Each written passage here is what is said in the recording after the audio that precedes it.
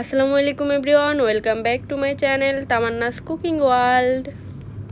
আজকে আমি আপনাদেরকে তৈরি করে দেখাবো হোটেল স্টাইলের চিকেন চুপ। এই চুপটি তৈরি করাও খুব সহজ, আবার সময় কিন্তু খুব কম লাগে। চিকেন চুপের জন্য আমি এখানে মুরগি নিয়েছি 300 গ্রামের মতো। মুরগিটাকে আমি একটু ছোট সাইজ করে কেটে নিয়েছি। এদিক থেকে নিয়ে নিচ্ছি আগে থেকে জাল করে রাখা লিকুইড 1 কাপ পরিমাণ গরুর দুধ। এর মধ্যে আমি দিয়ে দিচ্ছি 2 টুকরো পাউরুটি। পাউরুটির সাইডটাকে আমি কেটে নিয়েছি, মাঝখান থেকে আরেকটা টুকরো করে ভাগ করে নিয়েছি। তো সেটা আমি দুধের মধ্যে দিয়ে একটু ডুবিয়ে রেখে ভালোভাবে ব্লেন্ড করে নিব। এখন চুলায় একটা হাঁড়ি বসিয়ে দিলাম, দিয়ে দিলাম পরিমাণ মতো তেল। এখন দিয়ে দিব আস্ত কিছু গরম মশলা, দিয়ে দিলাম 3টা দারচিনি, 2টা তেজপাতা মাঝখান থেকে ভাগ করে দিয়ে দিলাম। এখন দিয়ে দিব 4টা এলাচ, গোলমরিচ। এবার সবগুলো একটু ভালোভাবে ভেজে নিব। গরম মশলা থেকে যখন সুন্দর একটা ফ্লেভার বের হবে তখন এর মধ্যে দিয়ে দিব পেঁয়াজ বাটা 1/2 কাপ। আমি কিন্তু পেঁয়াজের সাথে এখানে 2-3টা কাঁচামরিচ দিয়েছি, এতে করে চুপটা একটু জাল জাল হবে, খেতেও ভালো লাগবে। পেঁয়াজটাকে খুব ভালোভাবে ভেজে নিব। পেঁয়াজ খুব ভালোভাবে ভাজা হয়ে গেলে এর সাথে আমি দিয়ে দিব 1 টেবিল চামচ পরিমাণ রসুন বাটা, 1 টেবিল চামচ পরিমাণ আদা বাটা। আদা রসুনটাকে খুব ভালোভাবে ভেজে নিব, এতে করে আদা রসুনের যে কাঁচা গন্ধটা আছে সেটা আর থাকবে না।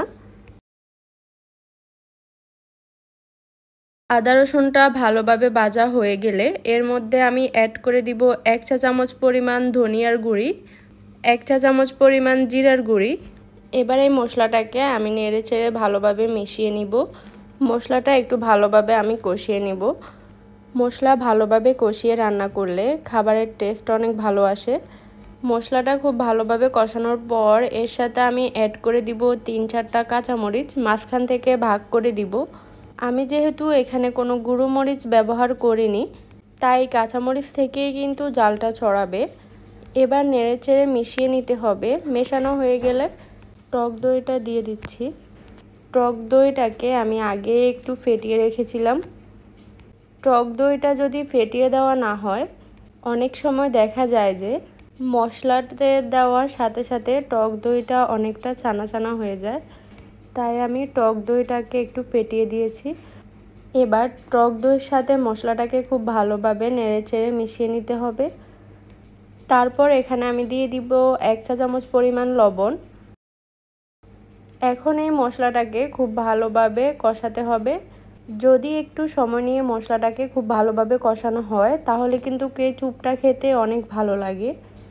আমি প্রায় 7-8 মিনিটের মতো মশলাটাকে খুব ভালোভাবে কষিয়ে নিলাম। দেখুন মশলাটা থেকে কিন্তু তেলটা উপরে বেশি উঠেছে।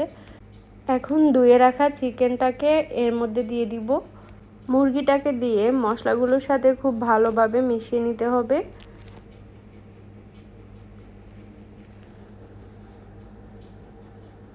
মেশানো হয়ে গেলে 7-8 মিনিটের মতো এটাকে একটা ঢাকনা দিয়ে আমি ঢেকে রান্না করে নিচ্ছি। ফিরে আসলাম 7-8 মিনিট পর।